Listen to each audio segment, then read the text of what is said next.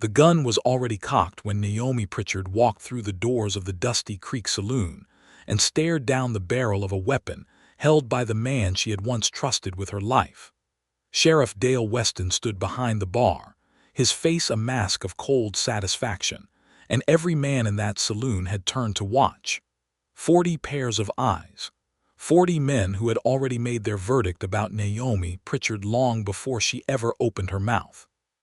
She could feel their judgment pressing against her like a physical weight, hot and heavy and suffocating, the same judgment that had followed her through every dusty street in Coldwater, Wyoming, since the moment she had arrived 6 months ago with nothing but a carpetbag, a deed to a parcel of land, and the unshakable conviction that she could build something real in this world.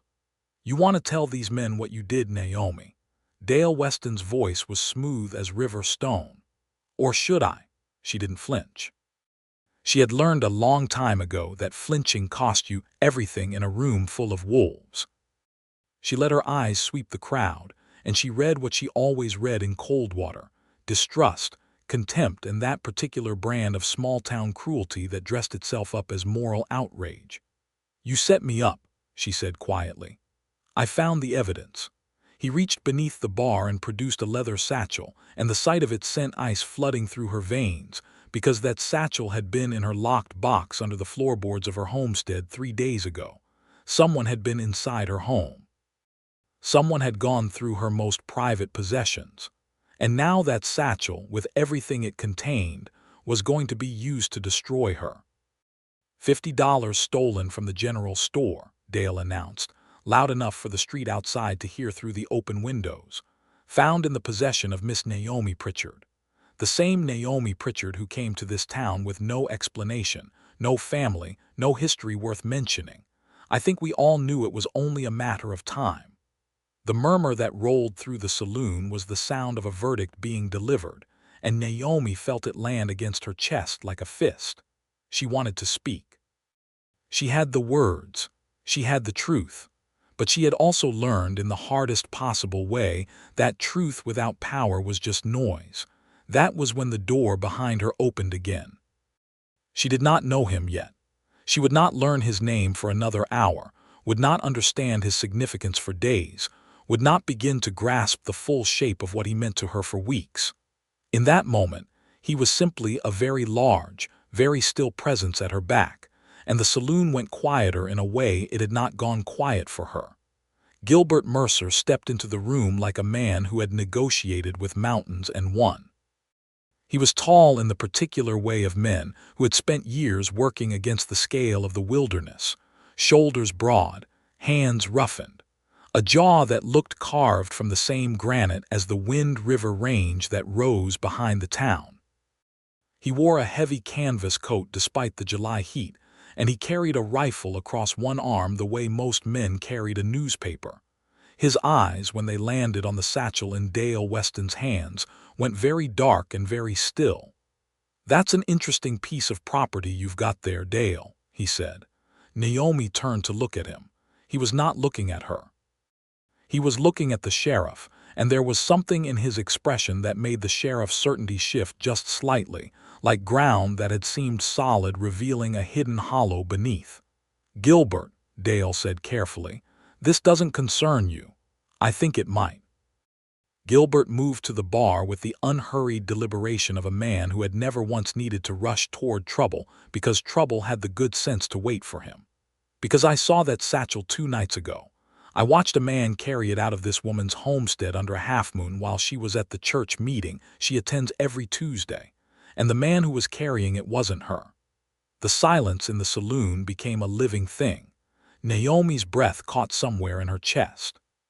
She stared at the profile of this stranger, this mountain of a man with the quiet voice and the devastating certainty, and she felt something she had not felt since she had left Virginia 3 years ago.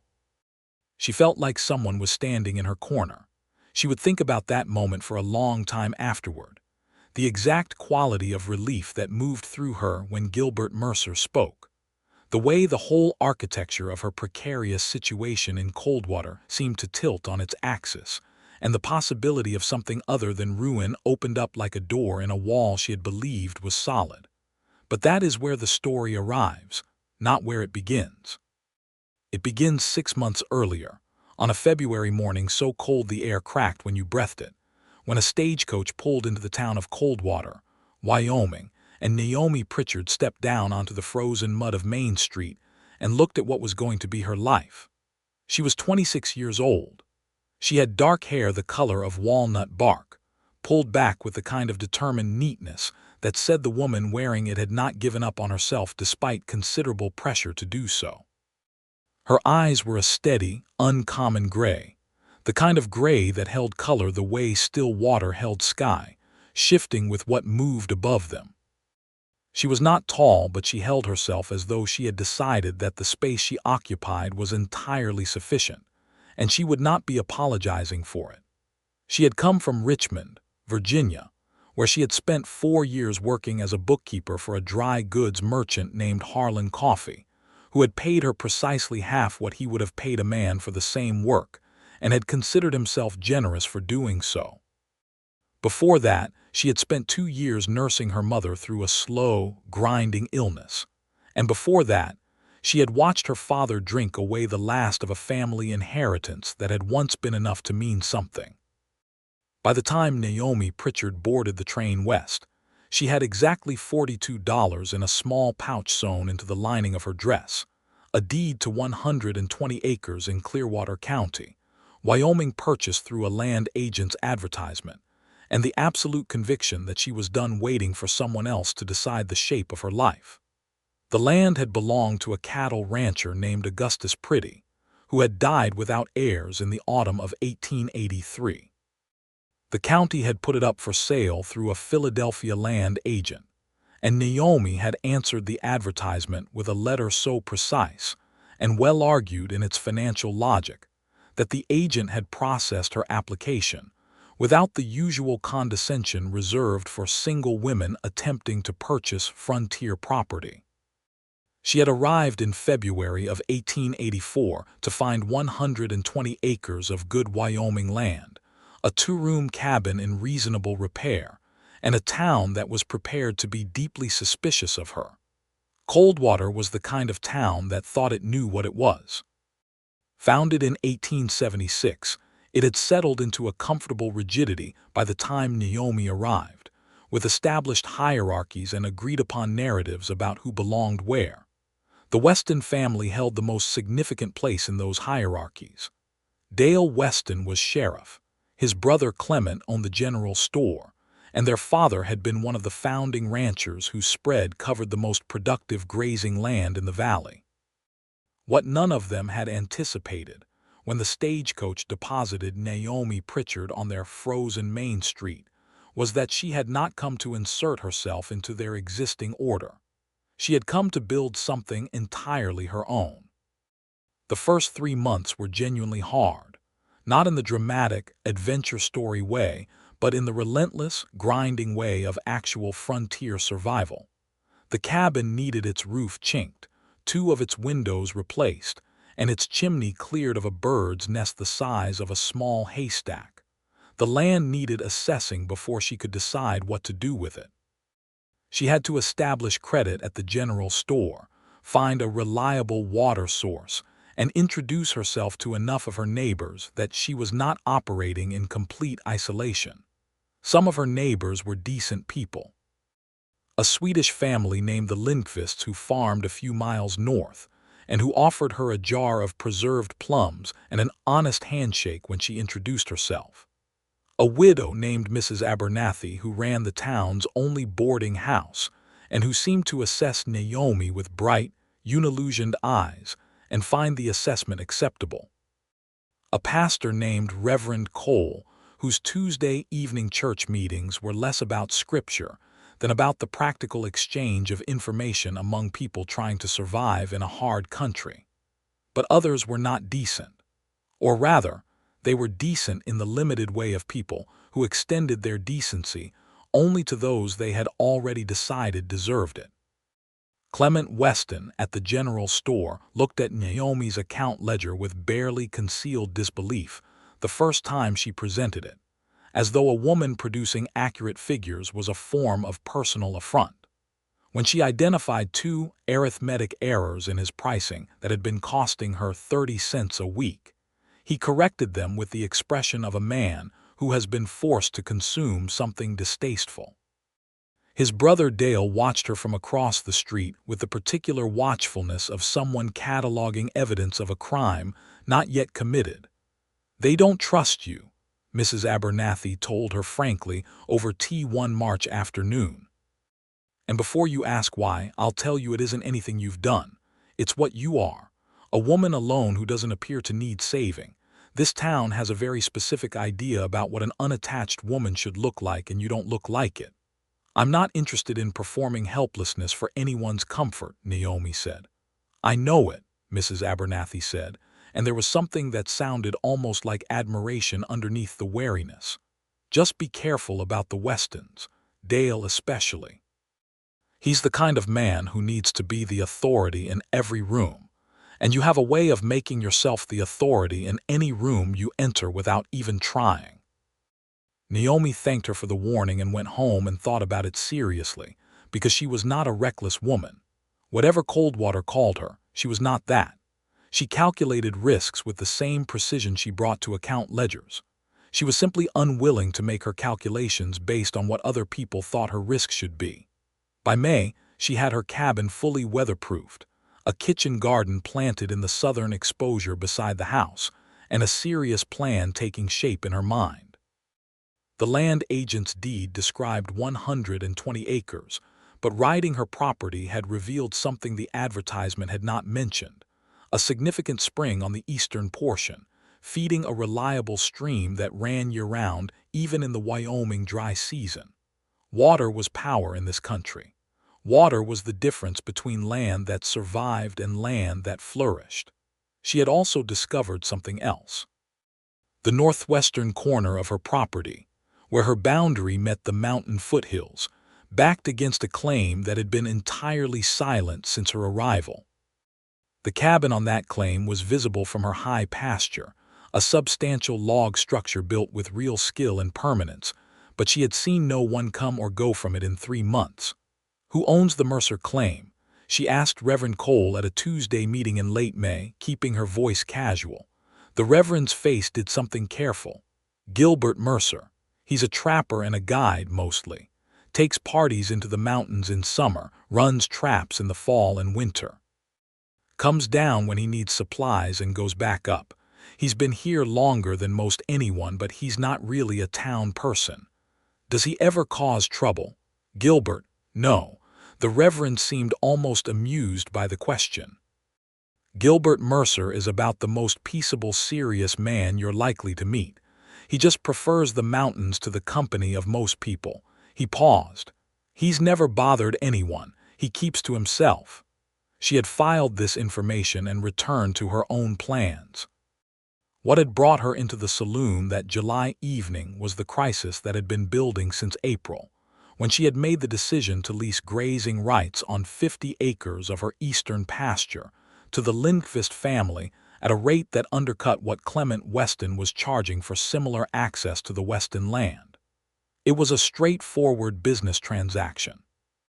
The Lindqvists needed pasture, she had pasture, and the price she offered was fair without being exploitative. But it had also represented, in the economy of Coldwater's social order, a direct challenge to the Westons' grip on the valley's agricultural arrangements. She had known this. She had calculated it. And she had decided that a direct challenge made in good faith was preferable to quiet compliance with an arrangement she believed was unfair. The Westons had responded with escalating pressure. Clement had begun questioning the quality of everything she purchased at the store, with a persistence designed to humiliate. Dale had started appearing on her property line with vague mentions of easement disputes that had no legal foundation. And then, 2 weeks before that evening in the saloon, Clement's general store had reported a theft of $50 from the cash drawer, and Dale had spent those 2 weeks building toward exactly the confrontation that Naomi had walked into. She had not known about Gilbert Mercer watching over her homestead. She had not known he was even in the territory.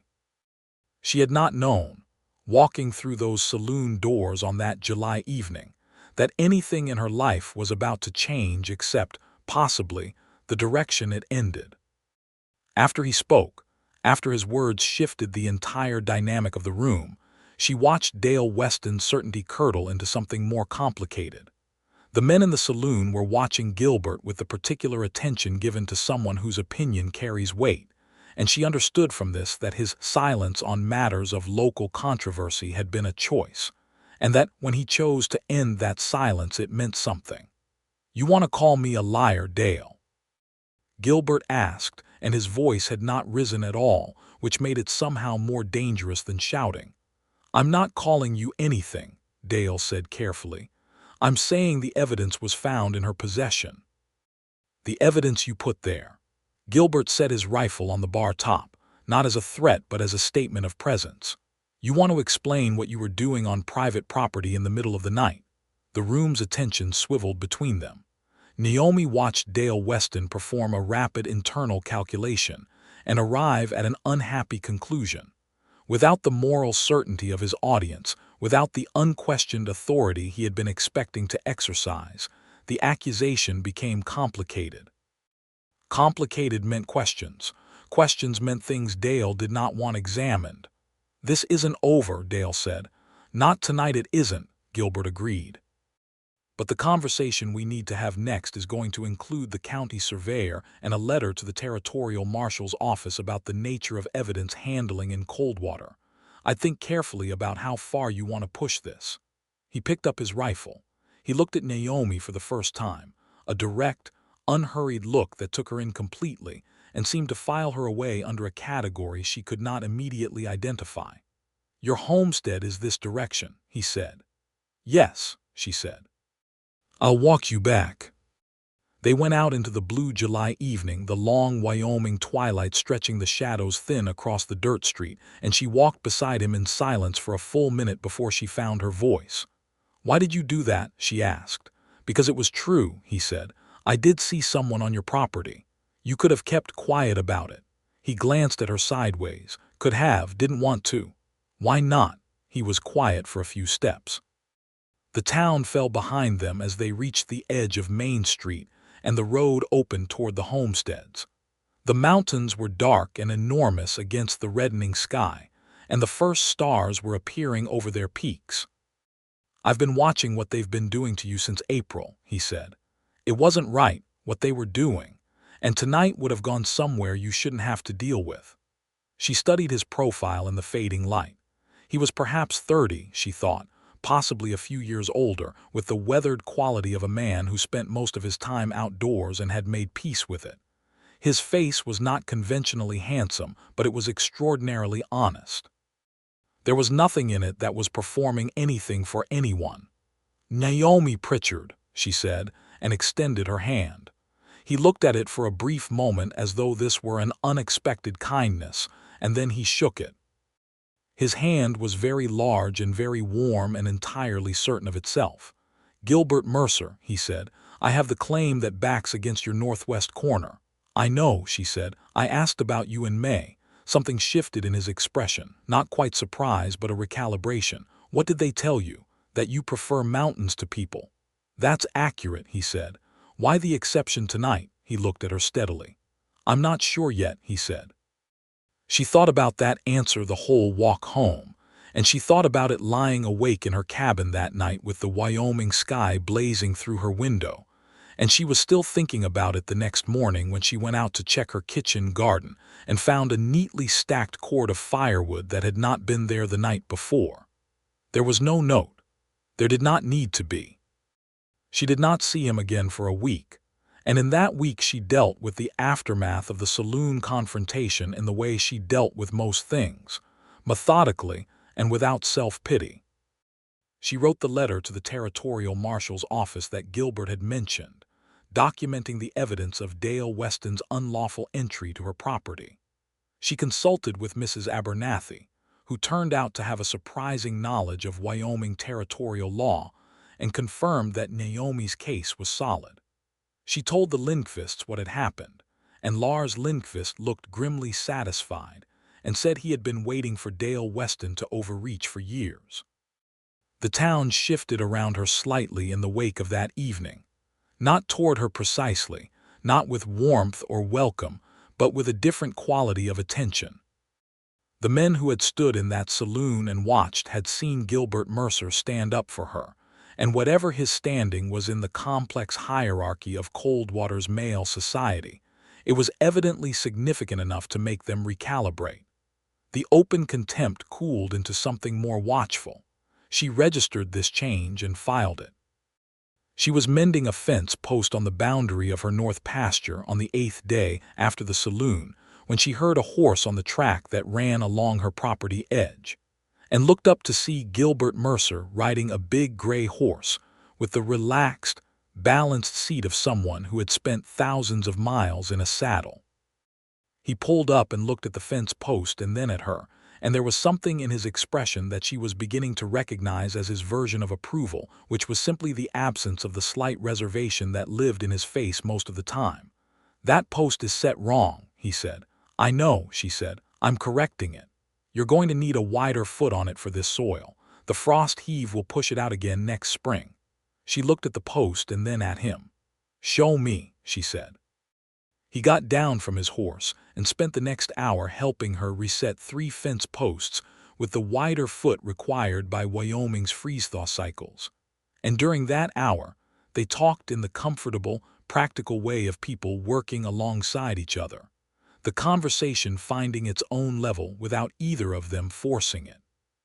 She learned that he had come to Wyoming 8 years ago from Pennsylvania, that he had been a surveyor's assistant before he found his calling in the mountains, that he had built his cabin himself over 2 winters, and that he ran guided hunting and expedition parties into the Wind River Range through summer and early fall, which accounted for his long absences from the territory.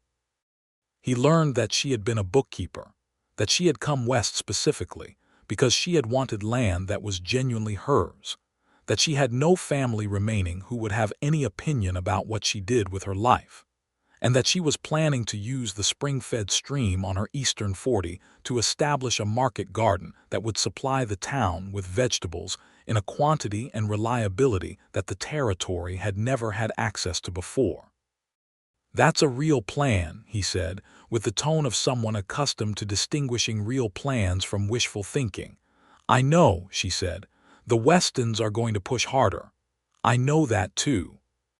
He looked at her with an expression she would spend a long time afterward trying to describe to herself. It was not admiration exactly, though it contained that. It was something more fundamental, the look of someone who has been prepared for a particular kind of world and encounters, unexpectedly, evidence that the world is slightly different from their preparation. "What are you going to do about them?" he asked. "Make the garden too successful to ignore," she said. "And document everything they try. If the territorial marshal gets enough letters, eventually someone pays attention. That's patient. Patience isn't weakness," she said. He looked at her for another moment. "No," he said. "It isn't." He came back 3 days later, and 3 days after that. The pattern established itself without either of them announcing it, which was the way, she was learning, that Gilbert Mercer did most things. He did not make declarations or arrangements. He simply appeared consistently at the moments when something useful needed doing, and the quality of his presence was such that the useful thing got done better for it. In late July, he helped her dig the irrigation channels from the spring to the garden beds she was establishing. A full 2 days of hard physical work in the July heat, and when they rested in the shade of the cabin's overhang that second afternoon drinking water from the tin cups she kept on the porch shelf, there was a quality to the silence between them that she recognized, with a small inward shock, as intimacy. Not the pressed, urgent kind. The settled kind. The kind that comes from having worked alongside someone long enough to know the rhythm of their movements, and the way they think through problems, and what they sound like when something genuinely pleases them. She was frightened by it slightly. She had not planned for it, had not included it in any of her careful calculations. She had included Gilbert Mercer in her revised understanding of Coldwater as an unexpected ally, someone whose unusual position outside the town's social hierarchy made him both free to help her and credible enough that his help had weight. She had not included him as something more personal than that, but the truth had a way of outrunning her plans. "Can I ask you something?" she said. "Yes," he said. "Why did you build your cabin where you did, that far from town, that close to the mountains?" He turned his cup in his hands.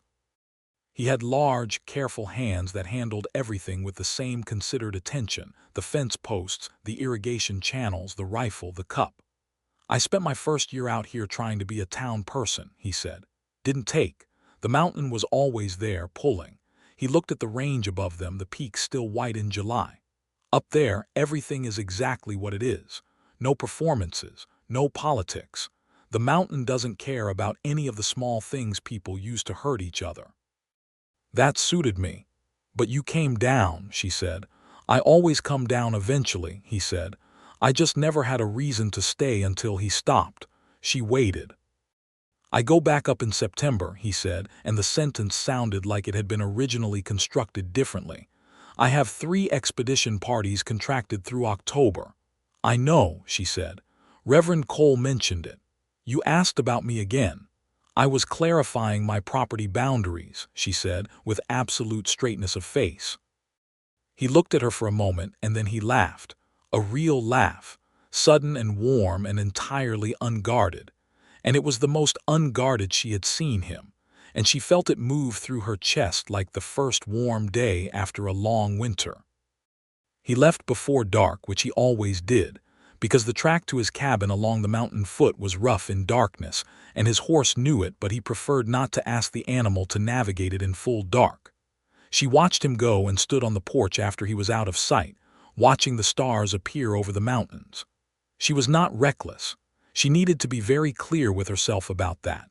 What she was, she decided, standing on her porch in the Wyoming starlight, was honest. And honestly, Gilbert Mercer was becoming important to her in ways that had nothing to do with property disputes or the Westons, or any of the careful plans she had laid for her life in this country. He was becoming important the way the spring was important to her land, not decorative, not a luxury, but something that made everything else possible. August brought a new threat from the Westons and a new complication in the growing thing between them, and these 2 crises arrived almost simultaneously, the way crises often do, as if difficulty has a preference for company. The Weston threat arrived in the form of a lawyer named Beaumont from the county seat, who presented himself at her door on a Wednesday morning, with documents claiming that the spring on her eastern 40 was subject to a prior water rights claim by the Weston family, dating to an 1879 agreement that he claimed superseded her land deed. Naomi read the documents with the attention she had given to every financial record she had ever been trusted with, and she identified 3 inconsistencies in the legal language before Beaumont had finished his presentation. She thanked him politely, told him she would be reviewing the documents with her own counsel, and closed the door. Then she sat at her table for 20 minutes and breathed carefully. She had no counsel. She had $42 remaining from her original stake, supplemented by the lease income from the Lindqvists, which was just enough to sustain her through the winter if everything went according to plan. A legal fight over water rights would cost money she did not have. She wrote a letter to a woman she had corresponded with in Philadelphia, a former colleague named Grace Whitmore who had married a lawyer. She documented the specifics of the water rights claim with the precision of a bookkeeper and asked for an honest assessment of her position. She did not tell Gilbert right away. She sat with it for 3 days, which was unlike her, because she had learned early that sitting with problems without addressing them was rarely useful. But something about telling Gilbert felt different from telling the Lindqvists or Mrs. Abernathy or writing a letter to the marshal's office. It felt like an admission of something. He noticed anyway. "What happened?" he said, when he arrived on Friday morning to help her establish the last of the irrigation channels and looked at her face. She told him.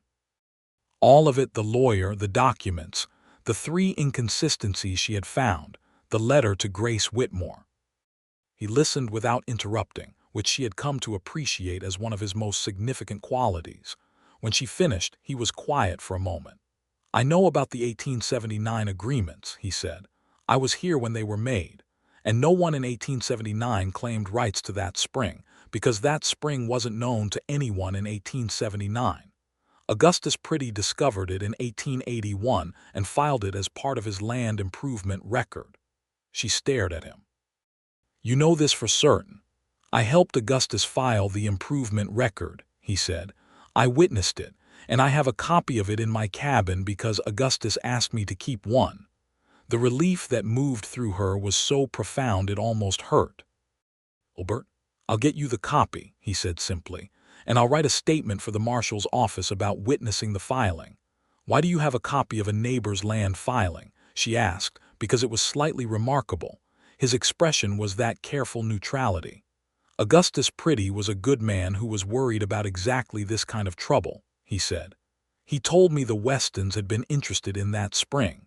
He wanted someone reliable to hold a copy somewhere it couldn't be gotten to." "He trusted you with it?"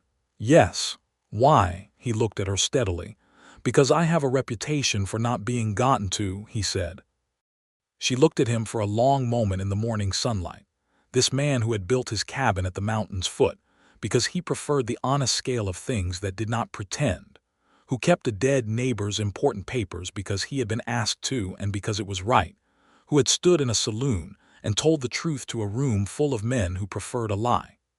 She stepped forward and put her hand against his jaw, which she had not planned, and his breath caught in a way she felt rather than heard.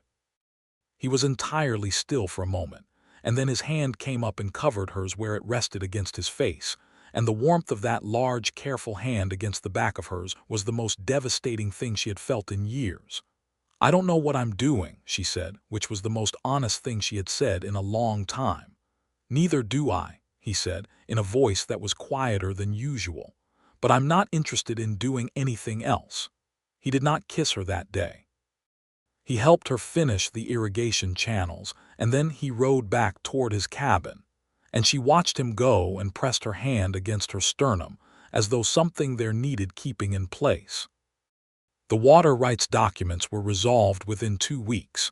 Gilbert's copy of Augustus Pritchard's 1881 improvement filing, combined with Naomi's identification of the inconsistencies in the Weston legal claim, and a corroborating letter from the county record's office that Grace Whitmore's lawyer husband had very helpfully tracked down, rendered Beaumont's case entirely indefensible. Dale Weston received a formal letter from the territorial marshal's office noting that any further interference with Miss Naomi Pritchard's legal property rights would result in an investigation of the prior accusation of unlawful entry and evidence tampering. The town noted this development. The town had been noting a great many developments regarding Naomi Pritchard since July, and the accumulating weight of these developments was beginning to alter the prevailing narrative. She was not, it turned out, the defenseless and possibly dishonest interloper that the Westons had wanted everyone to believe. She was something considerably more complicated and considerably more capable. Mrs. Abernathy told her one September morning with the directness that Naomi had come to rely on that the town was reassessing her. "They still think you're unconventional," Mrs. Abernathy said. "Good," Naomi said. "And the association with Gilbert Mercer is noticed," Mrs. Abernathy added, watching her carefully. "I imagine it is."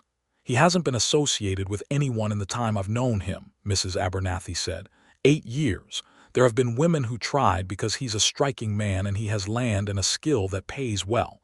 He was always perfectly polite and completely unmoved." "Why are you telling me this?" Naomi asked.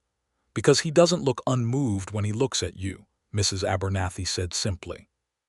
"And you're both adults who are clearly working something out.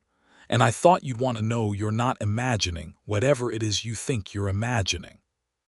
Gilbert left for the mountains in the 2nd week of September, as he had said he would, with 3 contracted expedition parties to guide through the Wind River Range. He told her this on a Sunday afternoon at her kitchen table, where he had become a regular presence over the past weeks, sitting across from her while she worked on the plans for the market garden's spring expansion, and offering the occasional observation that was always more useful than she expected. "How long?" she asked. "6 weeks," he said, "back by late October. I'll be putting the garden to bed and starting on the root cellar expansion," she said, keeping her voice entirely practical. "I know," he said. "I'll help when I'm back." There was a pause in which neither of them said what both of them were clearly thinking about. "Be careful in those mountains," she said. He looked at her with that expression she was beginning to catalog with some precision, the one that was specific to her, the one that contained something vast and carefully tended. "Always am," he said.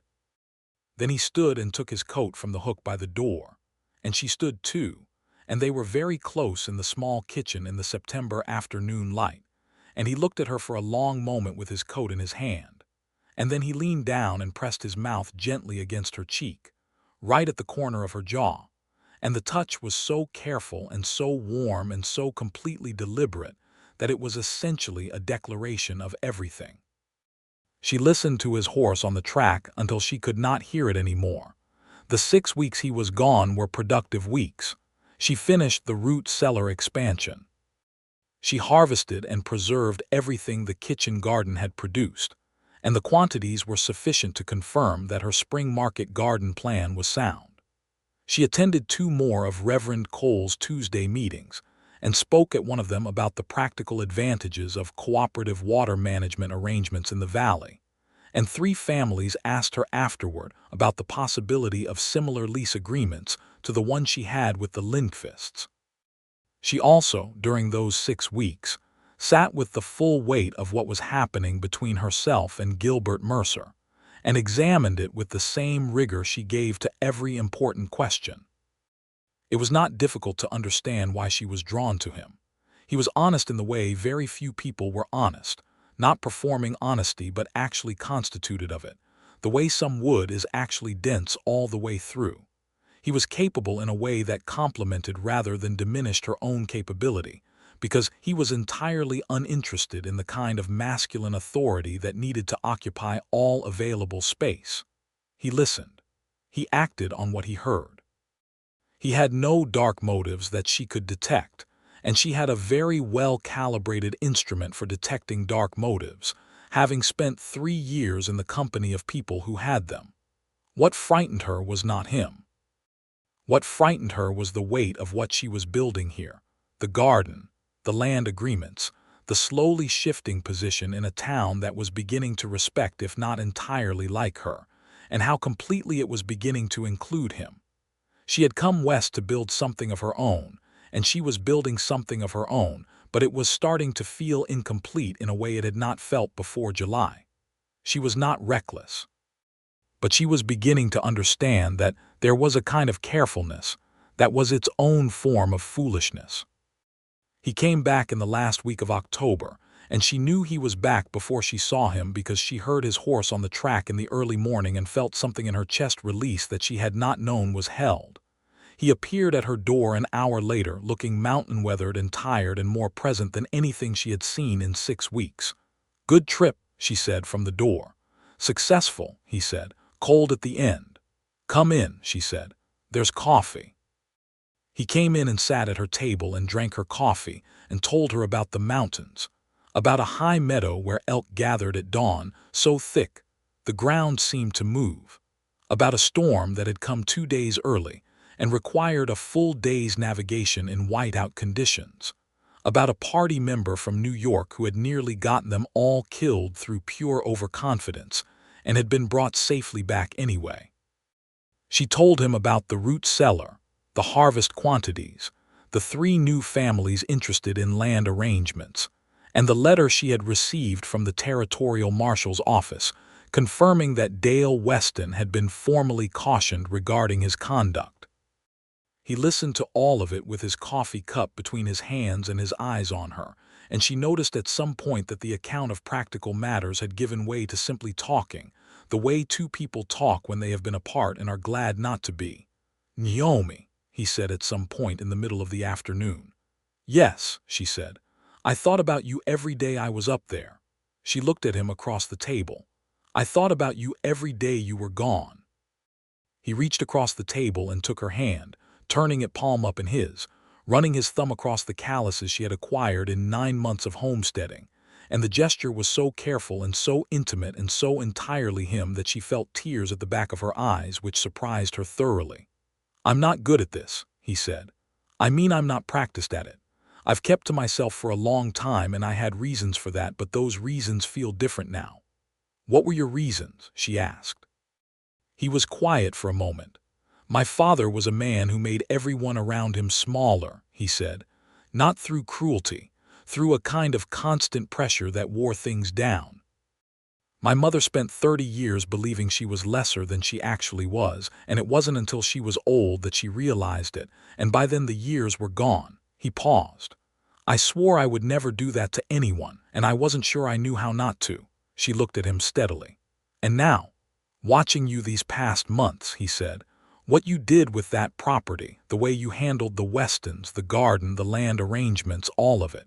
He shook his head slightly. "I don't think I could diminish you if I tried. I don't think that's actually possible. You're the bravest person I've seen out here, Naomi, and I've spent 8 years watching people in country that tests them." She said nothing for a moment because there was too much to say and none of it felt adequate. Then she turned her hand over and held his and said, "I'm not brave. I'm just not willing to be afraid of the things that aren't actually frightening." "That's exactly what brave is," he said. He did not leave before dark that evening. They sat at her table until the stars were fully up, talking with the particular ease of people who have found their home frequency in each other. And somewhere in the evening, his chair had moved around the table to beside hers, and when he finally stood to go, he took her face gently in both his hands and kissed her properly, with that same deliberateness that characterized everything he did, slow and warm and absolutely certain of itself. She walked him out to his horse in the cold October night and stood in the dark with her hand on the horse's nose while he mounted, and she felt the night around her as something full rather than empty. "Tomorrow," she said. "Tomorrow," he said. The winter of 1884 to 1885 was a Wyoming winter that tested everything it could reach, with temperatures dropping to 40 below in January, and a blizzard in February that kept everything and everyone inside for 4 days straight. But Naomi Pritchard had a root cellar full of provisions, a properly chinked and weatherproofed cabin, and Gilbert Mercer. He did not move into her cabin, because that was not 1884 Wyoming, and they both understood what they were building well enough not to rush its architecture. But he was there very nearly every day, through December and into the new year, and on the days the weather made travel between their properties impossible. She was not afraid of her own company, but she was aware of how differently Silence felt now, full of his anticipated return rather than just empty. Their conversations over that winter covered everything. The practical questions of the coming spring's market garden, for which he had ideas that proved consistently useful and innovative in ways she would not have arrived at alone. The management of his mountain guide business, for which she had organizational suggestions that made his contracted season significantly more efficient. Books, because she had brought 3 from Virginia and he had a surprising collection in his cabin, and they spent entire evenings reading from them and arguing about them in the specific way of people who care about ideas. And deeper things. His childhood in Pennsylvania, a father who had not been violent but had been limiting in the way he described, a mother who had been brilliant and had spent that brilliance on the confined space of a domestic life she had not chosen. Her own parents, the waste of her father's drinking, the quiet courage of her mother who had worked beyond her strength for years without complaint, and had died having seen very little of what she deserved. She would have liked this, Naomi said once on a January evening with the fire high and the wind screaming outside. This, she gestured at the cabin, at the darkness outside, at something larger than both. "Your land," Gilbert said. "My land," she agreed. "The garden, the arrangements with the Lindqvists and the others, all of it." She paused. "She would have liked you too. She had excellent judgment about people. He was quiet in the way he was quiet when something had moved him and he was allowing it to settle. "My mother would have liked you considerably," he said. "She would have recognized you. Recognized me. As someone who insists on the full size of themselves," he said. She could spot that from a long way off.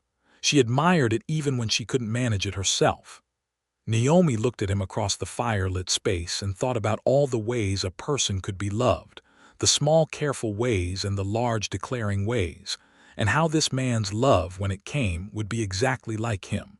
Unhurried, deliberate, absolutely solid and real all the way through.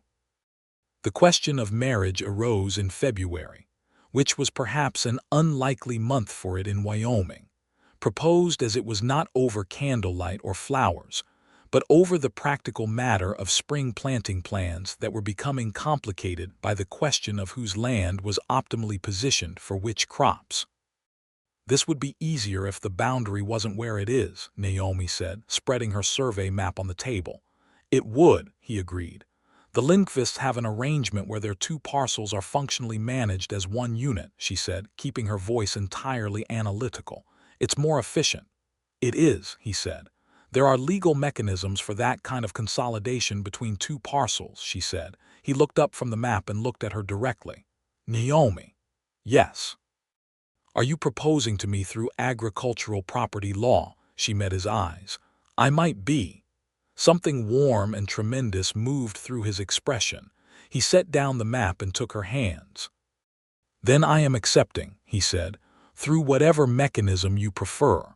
She laughed, which was not something she did lightly and which he had learned to treat as the significant event it was, and he laughed with her, and she looked at his face in the February firelight and thought, "There it is. There is the thing I came west for, though I did not know it was part of it." They married in April of 1885, when the Wyoming spring was cracking through the frozen ground, and the first green was appearing on the south-facing slopes. It was not a large wedding, because neither of them was a large wedding sort of person. Reverend Cole performed the ceremony in his small church with the Lindqvists and Mrs. Abernathy, and 4 other families who had become genuine friends of Naomi's through the course of her year in Coldwater as witnesses. The town came, though. Whatever the town called her, whatever complex and contradictory feelings it had spent the past 14 months developing about Naomi Pritchard, Coldwater turned out in significant numbers to watch her marry Gilbert Mercer. She suspected this said more about Gilbert than about the town's revised opinion of her. He had been a fixed point of the community for 8 years, trusted and reliable, and his choice was a statement about her that carried weight. Mrs. Abernathy, who served as something close to a mother of the event, told her that morning while she helped her dress, "Half that town is here because they're curious and the other half are here because they've finally figured out that you're staying and they might as well make peace with it." "I was always staying," Naomi said. "I know it. Now they do too." She wore a cream-colored dress that she had made herself over the winter from fabric ordered from the catalog, with pearl buttons down the front that had been her mother's, and which she had carried west in the smallest interior pocket of her carpetbag. Gilbert wore a dark coat that fit him well and had clearly been purchased new for the occasion, and he stood at the front of the church with the expression he wore when something genuinely important was happening, that quality of complete presence, all of his attention given entirely to the moment. When she walked toward him and he looked at her, she saw in his face the same thing she felt in her chest, the enormous, uncomplicated certainty that this was exactly right. Reverend Cole performed the ceremony with warmth and brevity, which both of them appreciated. When he pronounced them married, Gilbert took her face in both hands the way he had that October night on her porch, and kissed her in front of the assembled Coldwater population with complete and unhurried certainty, and the assembled population produced a sound that was something between approval and relief. The spring and summer of 1885 were the best season Naomi could remember.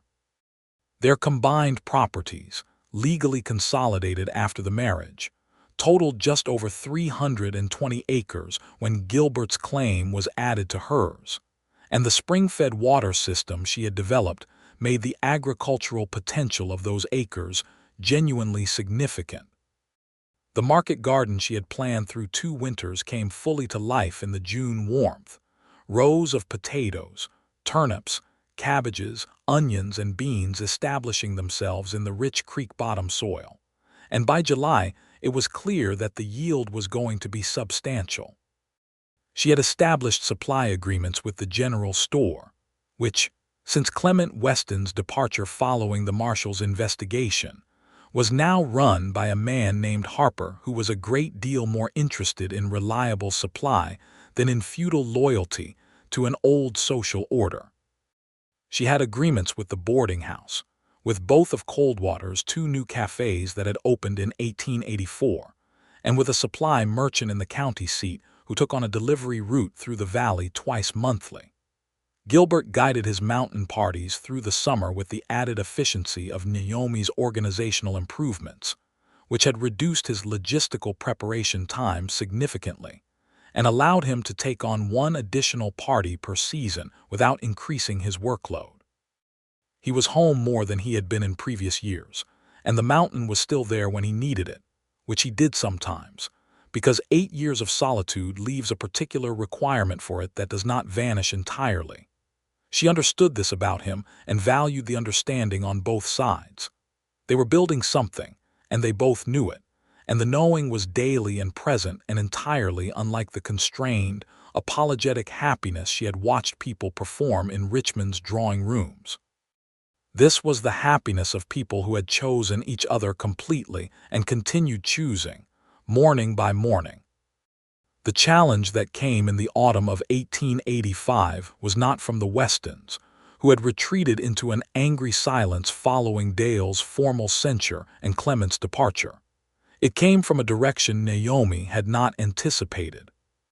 A speculative land company called the Clearwater Development Corporation, backed by Eastern investment money, had been quietly acquiring land in the county through that summer, and in September their agent presented himself at the consolidated Mercer property with an offer to purchase the entire parcel, and particularly the spring and creek system, at a price that was substantial but not nearly the actual value of the water rights.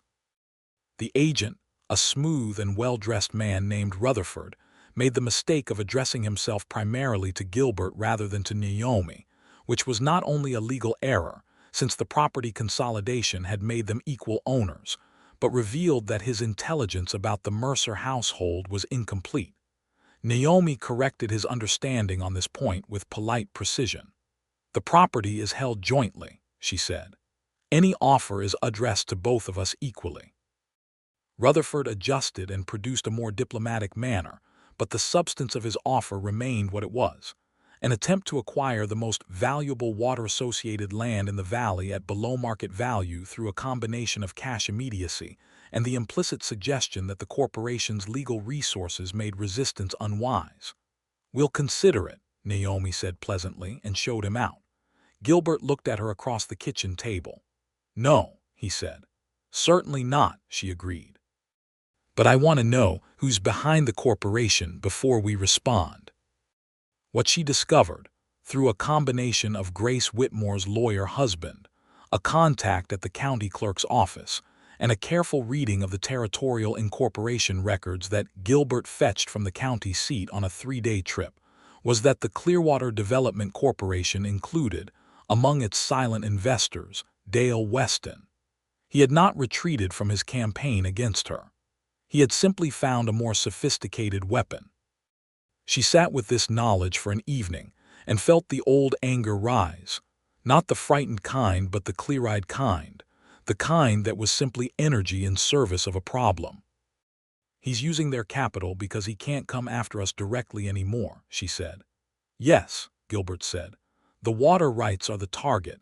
If they own the spring, they can charge whoever uses the system, which is now 6 families including us." She paused.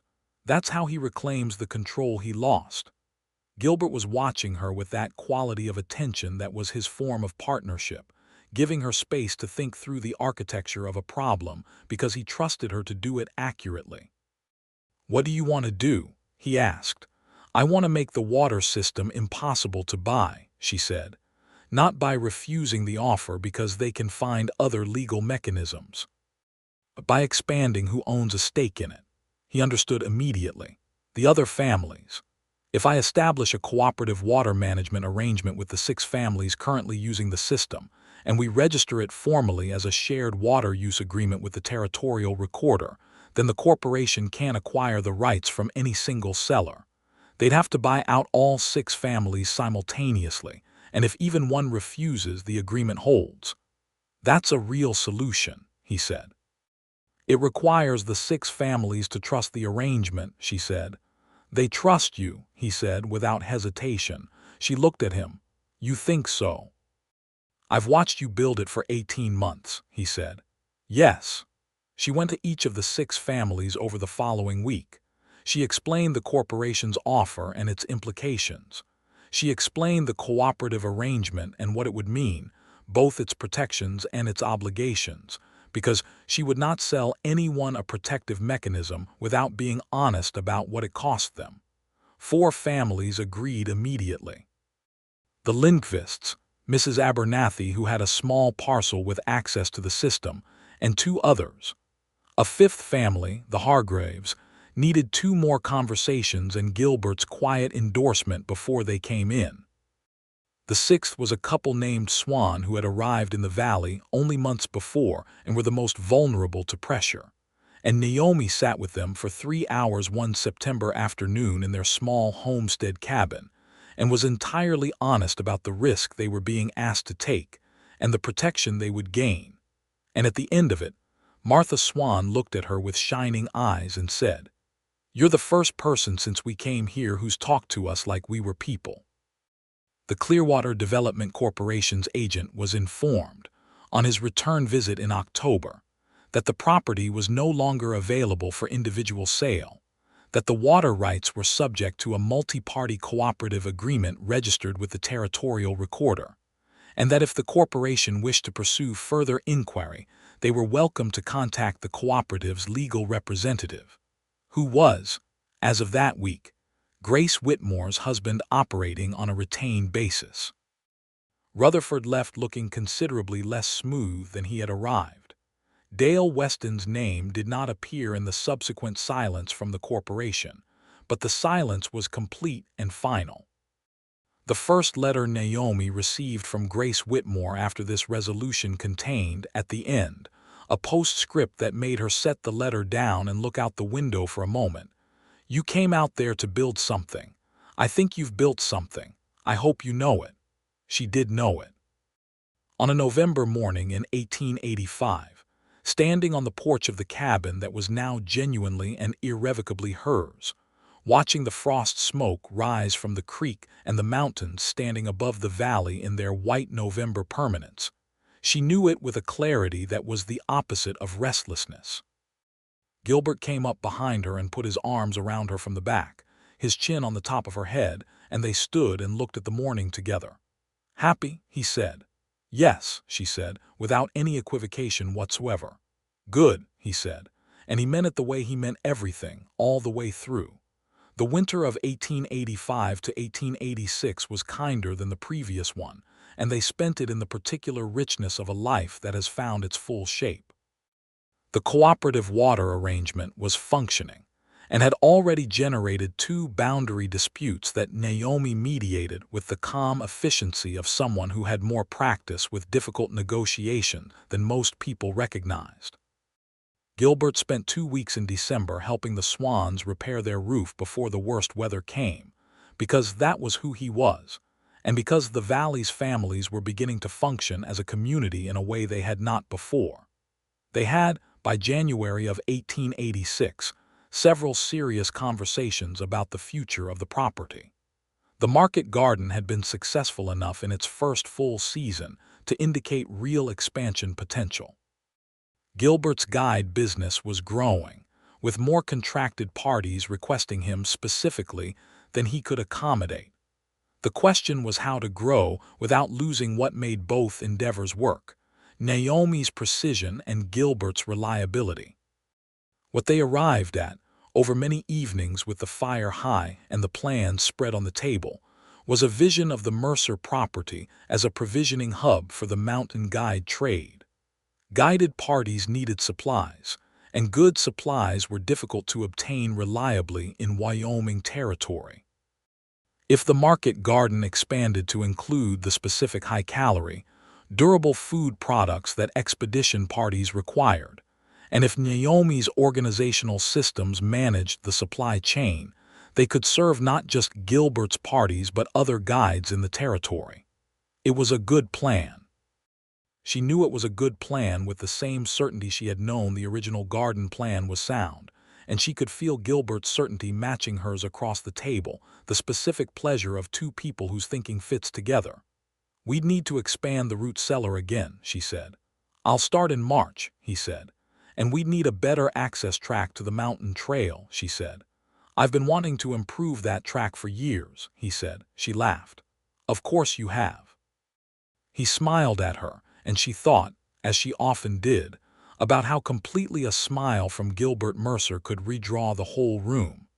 In February of 1886, Naomi discovered she was pregnant. She sat with this knowledge for a morning before telling him, not from uncertainty but from the simple desire to hold it alone for a little while, this enormous, quiet fact.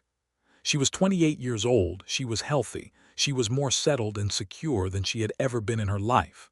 She was not afraid of it. She was something else, something without a precise name, somewhere in the territory between awe and gratitude. She told him that evening over dinner. He went very still in the way he went still when something very significant was happening, and he wanted to be entirely present for it. He looked at her for a long moment. "Are you well?" he said first. "Very well," she said. Then his expression did something she had only seen fragments of before but had suspected was there, waiting for the right occasion, something that was neither his usual calm nor his laughter but a third thing, deeper and softer and entirely undefended. He took her hands across the table. "Naomi," he said. "I know," she said. "Are you glad?" he asked, because he asked about her feelings the way she wanted things asked about, directly and with genuine interest in the answer. "I'm very glad," she said. "Are you? More than I know how to say right now," he said. "Give me a few days and I'll have better words for it." She laughed, and he squeezed her hands, and outside the Wyoming night was cold and clear and full of stars. The pregnancy was uncomplicated, which she appreciated in the factual, unsentimental way she appreciated most good things. She continued working through the spring planting season, which her body accommodated without significant objection, because she had spent the past 2 years doing real physical labor and her strength was genuine. Mrs. Abernathy provided company and practical advice with equal generosity, and the Lindqvist women, who between them had 7 children and the accumulated knowledge of that experience, were a reliable resource. Gilbert was himself through all of it, which meant he was attentive without being anxious, present without being hovering, and when she needed him to treat her exactly as he always had, he managed this with a precision that she recognized required active calibration on his part. "I'm not fragile," she told him once. "I know it," he said. "You're the opposite of fragile, I'm just paying attention." "There's a difference between anxious hovering and paying attention." "Yes," he said. "The first one is about the person who's doing it. The second one is about you." She looked at him for a moment and then said, "That might be the most perceptive thing you've ever said." "I have my moments," he said. Their son was born in November of 1886, in the cabin, attended by Mrs. Abernathy, and a woman named Mrs. Cartwright who served as the valley's midwife. Gilbert was present for the whole of it, because Naomi had asked him to be, and because it would not have occurred to him to be anywhere else. The labor was long and hard in the way of first labors, and at the worst of it, around the 3rd hour, she looked at Gilbert's face across the room and saw something in it that she would remember for the rest of her life. Not fear, because fear would not have been useful and he knew it, but something like prayer, a total and private dedication of his whole attention to her safety. She named the baby James, for no particular reason except that it was solid and clear and seemed to suit him, which it did. James Arthur Mercer arrived in the world with the same quality of deliberate certainty that characterized his father, looking around the room with dark, ancient eyes that would later prove to be the same uncommon gray as his mother's.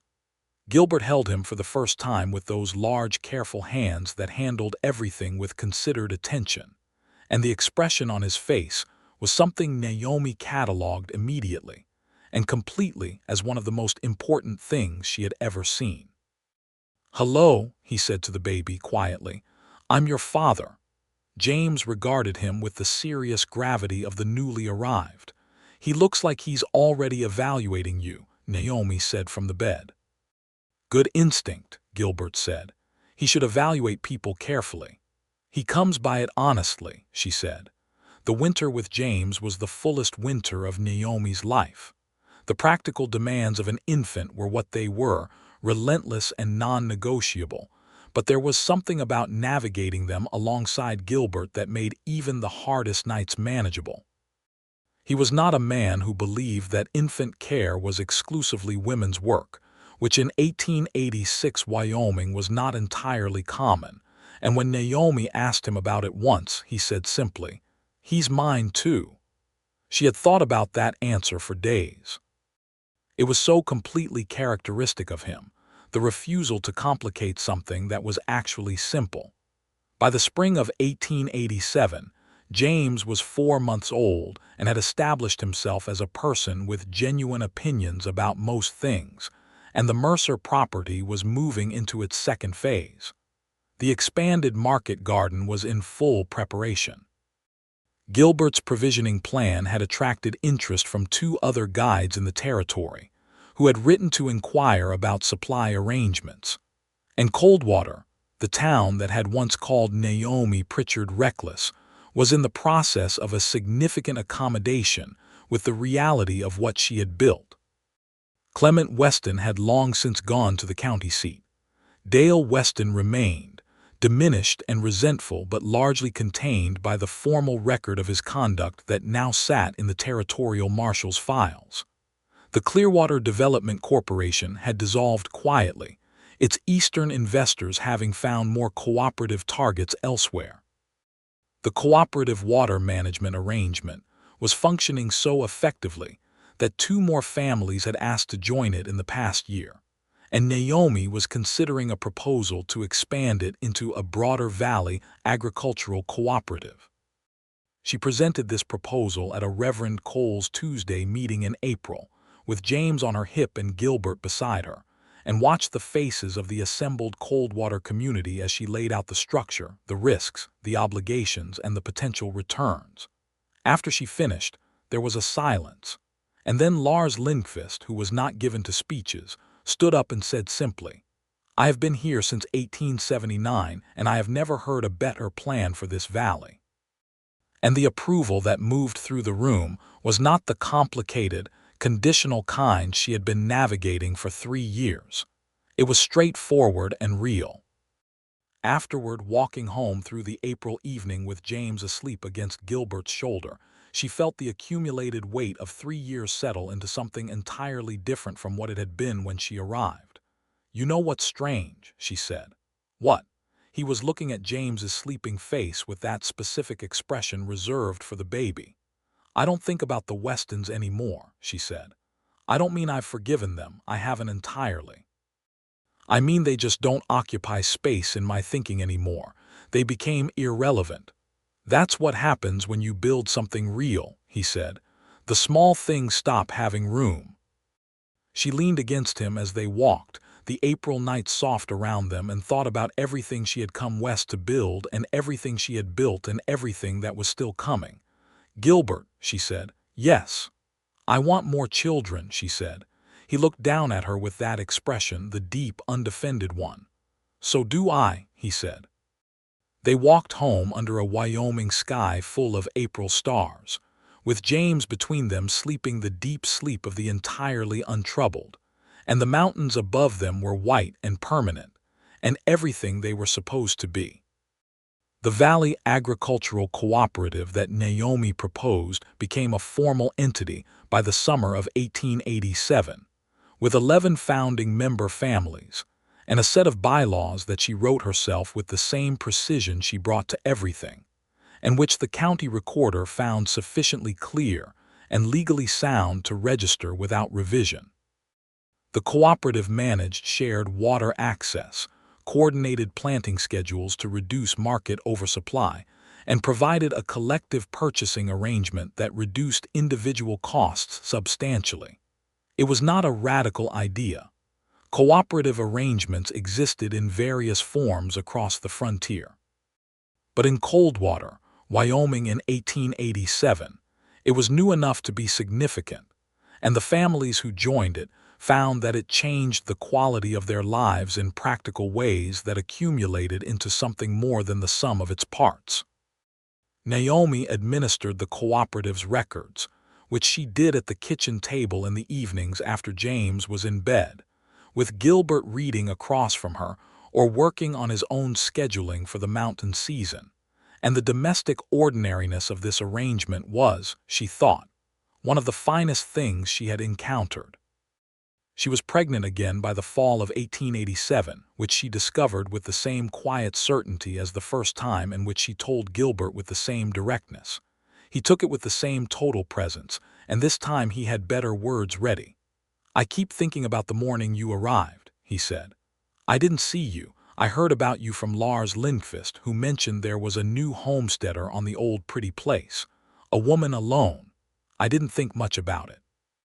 And then I watched what you built, from up on the ridge above your property in the spring when I was checking survey lines for a party. I saw you digging those irrigation channels by yourself in July heat, and I thought." He paused. "What?" she said. "That whoever you were the most serious person I'd seen in this country," he said. "And I'd been looking for serious people for a long time." She put her hand against his face as she had that morning in August 2 years ago. "And then Dale Weston tried to have you arrested," she said. "And then I stood up in a saloon," he said, "which I had never done for anyone in 8 years, and I said what I saw, and you walked out of that saloon beside me and asked me why I'd done it. You said you weren't sure yet," she said. "I was being careful with the truth," he said. "I was sure. I just didn't know what to do with it yet." She kissed him then, which she had been doing for more than a year now, and which had not become ordinary in the way she had once feared most things eventually became ordinary. It remained what it was, completely intentional, completely mutual, and entirely itself. Their second child, a daughter named Clara Rose, arrived in May of 1888, and she came into the world with the same deliberate quality as James, but with her mother's gray eyes, and what looked very early on like her father's patient certainty. She was received by James, aged 18 months, with the wary dignity of an elder sibling assessing the situation, and by Gilbert with the same total presence he had given everything that mattered. Mrs. Abernathy at the cradle, with Clara Rose's hand curled around her finger, said, "I remember when you walked off that stagecoach." "I remember too," Naomi said. "I thought you'd last 6 months," Mrs. Abernathy said with complete honesty. "I know," Naomi said. "I was wrong," Mrs. Abernathy said. "I'm glad I was wrong." The summer of 1888 was the summer that Naomi Pritchard became, without anyone formally deciding this, the person Coldwater's new residents sought out when they arrived. There were more of them by now. The territory was growing, and the families coming west were arriving in a Coldwater that was more developed and more organized than it had been in 1884, partly because of the cooperative and partly because of the accumulated effect of several years of functional community organization. She did not seek this role, but she recognized it and took it seriously, because she remembered with complete clarity what it had felt like to step off a stagecoach onto a frozen street with no allies and a town full of suspicion. She was not warm in a performed, social way with these new arrivals. She was direct and honest about what the valley required and what it offered, and she made clear what resources were available and on what terms. Some of them, encountering this directness, found it initially bracing. Most of them, after a season, found it was the most useful thing they had encountered in their new lives. Gilbert watched this role develop with the expression of quiet, specific satisfaction she knew meant he was seeing something that confirmed rather than surprised him. "You know what you're doing," he said one evening, when they were sitting on the porch in the August dusk with James asleep inside and Clara in her arms. "Building a community," she said. "The way you built everything else," he said. "From the ground up," she said. "Yes." He reached over and touched Clara's hair barely, the way he touched things he was being careful with. "This is better than the mountains," he said. She looked at him. "Don't tell the mountains I said that," she said, because she knew what the mountains were to him and she would not ask him to diminish it. "They don't take offense," he said and smiled. In the late autumn of 1888, something happened that resolved the last of the open business from the first years. Dale Weston, facing a formal inquiry from the territorial marshal's office that had finally moved from correspondence to action, made the decision to sell his property and leave Coldwater. The inquiry related to multiple instances of evidence tampering and the documented harassment of a private citizen, the paperwork of which was considerably more voluminous than Dale had apparently anticipated when he began building it. He left on a Monday morning in October with 2 wagons and a face that had settled into the permanent expression of a man who has lost an argument with the facts of his own behavior. Naomi heard about his departure from Mrs. Abernathy and registered it with the equanimity she had been working toward since she arrived. Not triumph, not quite forgiveness, something more like the closing of a book that had been interesting mainly as a survival problem. "How do you feel about it?" Gilbert asked. "Finished," she said. "That's how I feel. Done." "Good," he said in the specific way that meant. "Yes, that is the right feeling and I'm glad you have it." The last years of the decade brought growth and change to the Mercer property and to Coldwater in a rhythm that felt, looking back later, like the natural consequence of what had been built in those first hard years. The provisioning arrangement for mountain guides expanded into a small but reliable business that operated seasonally under Naomi's management and contributed meaningfully to the household income. The cooperative grew to 23-member families by 1889 and became well enough known in the territory that a newspaper in the county seat ran a piece about it, describing it as a model of practical cooperative organization that larger communities might do well to study. Naomi read this piece once, set it aside, and went back to the accounts. James Mercer grew into a boy who had his father's steadiness and his mother's curiosity, who followed Gilbert on every task he was allowed to follow him on, and who had, by the age of 3, a more extensive working vocabulary for mountain geography than most adults. Clara grew into a girl who had Naomi's precision and Gilbert's patience, who listened more than she spoke and whose assessments of situations were, with startling frequency, entirely accurate. The family that had not been part of Naomi's plans for a life in Wyoming had become the center of it, in a way that did not diminish anything she had built, but gave it depth and permanence. In the spring of 1890, sitting at the kitchen table on a warm April morning, with the window open to the creek sounds and James helping Gilbert repair something on the porch, and Clara at her feet sorting through a button jar with the gravity of a small judge, Naomi wrote a letter to Grace Whitmore. She had been writing to Grace throughout these years, the correspondence that had begun as a practical resource for legal questions becoming, over time, something more like the record of a life being honestly examined. She wrote about the cooperative and its 20th member, who was a young widow from Iowa who had arrived the previous fall with nothing but her children and more determination than was strictly comfortable to witness. She wrote about James's discovery that the creek had crayfish in it, and his subsequent campaign to understand crayfish with a thoroughness that suggested he might have his mother's instinct for precision. She wrote about Clara, who had her father's eyes and had started calling the family's 2 horses by names she had assigned them without consultation. She wrote about the provisioning business and the new contract for the following summer season. And then she wrote, I came west because I believed that somewhere a life was possible that was entirely mine. I believed that with a stubbornness that the people who knew me probably found alarming. What I didn't understand was that a life entirely your own and a life deeply shared are not contradictions. That was the thing I had to come here to learn. I am glad I was stubborn enough to come. She finished the letter and sealed it and looked out the window at Gilbert on the porch, his large, careful hands working at whatever needed fixing, and James sitting on the step beside him watching with total attention, the way he watched everything his father did. Papa, James said in the carrying voice of a child who has not yet learned to modulate it. Yes, Gilbert said. Is the mountain still there in winter? Always, Gilbert said. Does it get cold? Very cold. But it stays. It stays, Gilbert said. Mountains always stay. She heard James consider this with the weight he gave to information that seemed important to him. Good, he said eventually. I like that it stays.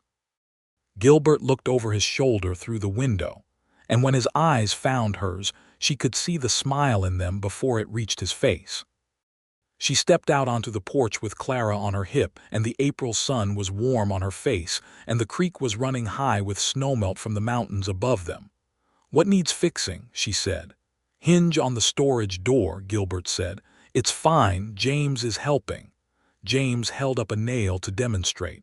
I'm helping, he confirmed. She stood in the April warmth of her own porch, on her own land, with her husband and her children, and the mountains above them white against a blue sky that went all the way to the edge of the world. She was not reckless. She had never been reckless. She was simply a woman who had known what she needed and had gone to find it, without asking anyone's permission, without apologizing for the space she required, without making herself smaller than she was. The town had called her reckless because it did not have better words for a woman who calculated her risks accurately and accepted them anyway. Because it had mistaken precision for carefulness and bravery for recklessness, and she had learned early that other people's vocabulary for your choices was rarely adequate. Gilbert had called her the bravest person he had seen in the territory, and he had meant it the way he meant everything, with the full weight of 8 years of serious observation behind it. She thought on balance that she preferred his vocabulary. James pounded the nail with a small hammer very carefully under Gilbert's guidance. Clara reached from her arms toward the mountains as though she could touch them. Not yet, Naomi told her gently. They'll be there when you're ready. They always stay, James said helpfully without looking up from his nail. That's right, Gilbert said. They always stay. And the morning went on around them, ordinary and extraordinary, the way the best mornings always do, built from the accumulated weight of every choice that led to them, real all the way through and entirely, completely theirs.